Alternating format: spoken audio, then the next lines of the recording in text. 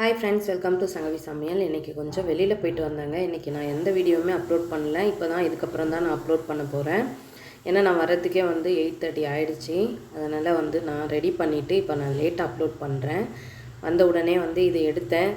எந்த வீடியோவும் போடலையே, அதனால் நான் இன்றைக்கி இந்த வீடியோ அப்லோட் பண்ணலான்றதுக்காக எடுத்துருக்கிறேன். கொஞ்சம் மார்க்கெட் போய்ட்டு இருந்தேங்க. அதனால் அதே மாதிரி இந்த சின்ன வெங்காயத்தாள் பார்த்திங்கன்னா வெங்காயத்தாள் ரொம்ப ரொம்ப நல்லது. ஸ்ப்ரிங் ஆனியன் நம்ம எக்கு போட்டு பொடி மாஸ் மாதிரி செய்யலாம். அதே மாதிரி நிறைய மெத்தடில் அதை யூஸ் பண்ணலாம். உடம்புக்கு குளிர்ச்சியும் கூட சாப்பிட்லாம் தாராளமாக. நீங்களும் வாங்கி யூஸ் பண்ணுங்கள். அப்புறம் என் பசங்க பப்பாயா கேட்டிருந்தாங்க. அதனால் பப்பாளி, கொஞ்சம் பச்சை மிளகாய், அதுக்கப்புறம் கத்திரிக்காய் வாங்கியிருந்தேன். அதே மாதிரி தக்காளி 2 கிலோ வாங்கிட்டேங்க.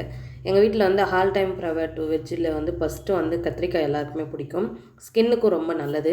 கத்திரிக்காய் பயன்படுத்துறதுனால ஏகப்பட்ட நன்மைகள் இருக்குது. அதனால் நீங்களும் வாங்கி சாப்பிடுங்க.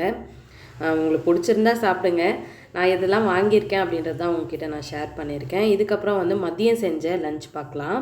மதியம் லஞ்ச் பார்த்திங்கன்னா நான் செய்யலைங்க, என் பொண்ணு தான் செஞ்சுருந்தாங்க. நான் வந்ததுக்கப்புறமா லேட்டாக சாப்பிட்டேன். இன்றைக்கி கொஞ்சம் வெளில போயிருந்தேன்.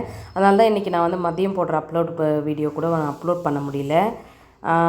இன்றைக்கி பார்த்திங்கன்னா சேப்பங்கிழங்கு காரக்குழம்பும் ஒயிட் ரைஸ் தான் பண்ணியிருந்தாங்க. சாம்பார் வேணான்ட்டாங்க பசங்க. அதனால் சரி ஓகே அப்படின்ட்டு காரக்குழம்பு வச்சாச்சு. இப்போ என் பொண்ணு சாப்பிட்டது அது இது எங்கள் பாப்பா எடுத்து வச்சுருந்தா.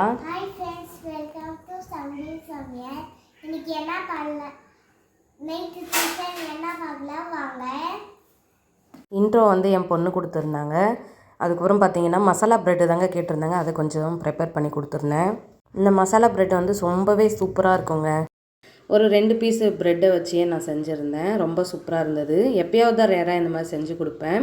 அதனால் மசாலா ப்ரெட்டு நைட்டுக்கு பார்த்திங்கன்னா நான் டின்னருக்கு தேங்காய் பால் சாதம் செஞ்சுருந்தேன். தேங்காய் பால் சாதம் பார்த்திங்கன்னா ரொம்ப ரொம்ப சிம்பிள். எனக்கு கொஞ்சம் வேலை இருக்குது. அதே மாதிரி எங்களுக்கு பொங்கல் கிடையாது. சம் ரீசன்னால் இந்த வருஷம் எங்களுக்கு பொங்கல் கிடையாது. அதனால நான் நாளைக்கும் உங்களுக்கு விஷஸ் கண்டிப்பாக நாளைக்கு ஒரு வீடியோ போட்டு சொல்லுவேன்.